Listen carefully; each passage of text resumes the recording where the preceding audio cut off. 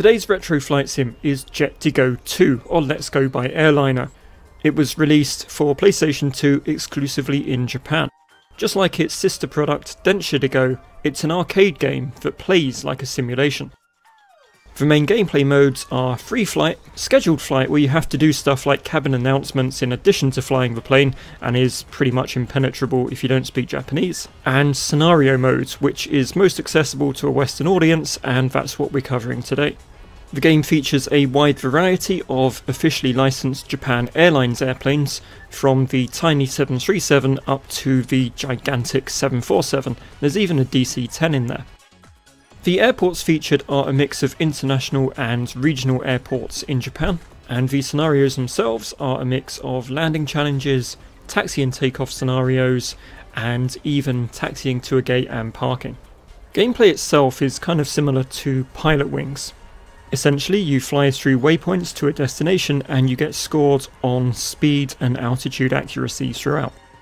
What's kind of neat, and gives the game that sort of fake simulation feel, is the way you navigate between the waypoints and the different altitudes is by following the flight director. The flight paths and waypoints themselves, as well as the altitude and speed targets, are based on actual SIDs and stars at these airports. Jet2Go 2 has various difficulty settings, all the way from automatic, where flaps, gear and speed are managed for you, to professional, where you have to do everything yourself. Jet2Go also has one important feature that MSFS 23 years later is still lacking, and that's a landing replay. I don't know why Asobo are struggling with this so much, but today we're talking about Jet2Go and not Flight Simulator. Let's now look at one of the slightly more bizarre challenges, which is the Taxi and Takeoff challenge. Of course, because this game was released only in Japan, there's a lot of sort of anime style presentation here. So the taxi and takeoff challenges are in a way very similar to the landing challenges. That is, you're following a series of waypoints and adhering to speed targets. Of course, this time the waypoints are all presented as taxiway markers and your speed target is a steady 10 knots. What's curious is you can view the instrument panel in taxi mode.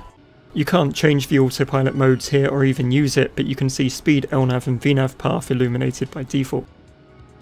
So at the end of these scenarios, you'll taxi out to the runway, spool up the engines, and it's time for takeoff.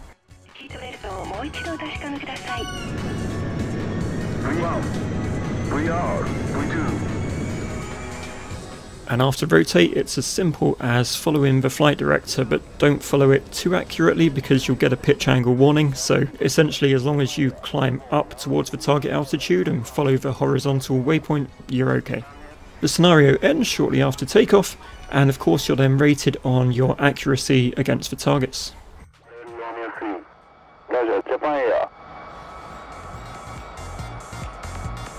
Taxi and parking challenges are as exciting as you'd imagine, so we're only going to cover it briefly here. All you have to do is taxi from the runway exit to the parking spot, follow the marshal's instructions, stop in the green area, and job done.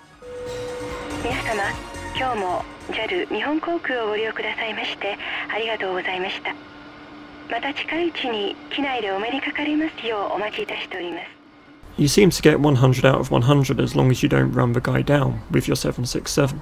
Replay mode also extends to these challenges, so if you like, you can rewatch your entire taxi and parking at the gate.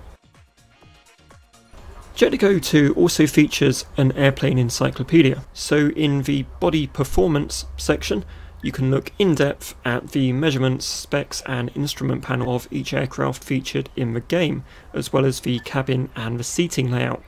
There's also a full photo album for every aircraft, which contains some pretty cool snaps and additional information. There are also detailed airport photographs, information and maps for each of the airports featured in the game. I'd imagine that these maps of Haneda are fairly outdated. I guess it's more than one terminal with 2 shops and a vending machine these days. You can also check out some of the merchandise that would have been in the stores in the late 90s, early 2000s, such as these neat little toy planes. There is also a History of Japan Airlines album, all the way from formation in the 1950s through to the modern day. What you'll find in a lot of simulation games that are released in Japan is they also have these museums, which I think is really neat, as you can find out more about the real-life equivalents of the trains, planes or locations you've just seen in the game. That concludes our video on Jet to Go 2. I hope you enjoyed this look at a retro flight simulation video game. If you did, please drop a like, feel free to subscribe, all that good stuff. Take care, and I'll see you next time.